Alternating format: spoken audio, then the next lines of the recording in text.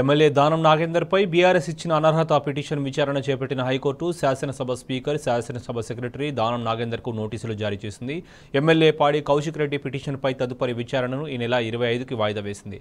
BRS టికెట్పై గెలిచిన దానం నాగేందర్ ఇటీవలే కాంగ్రెస్ కండువా కప్పుకున్నారు. దీంతో ఫిరాయింపుదారుల నిరోధక చట్టం ప్రకారం దానం నాగేందర్ను అనర్హుడిగా ప్రకటించాలని బీఆర్ఎస్ అసెంబ్లీ స్పీకర్కు ఫిర్యాదు చేసింది.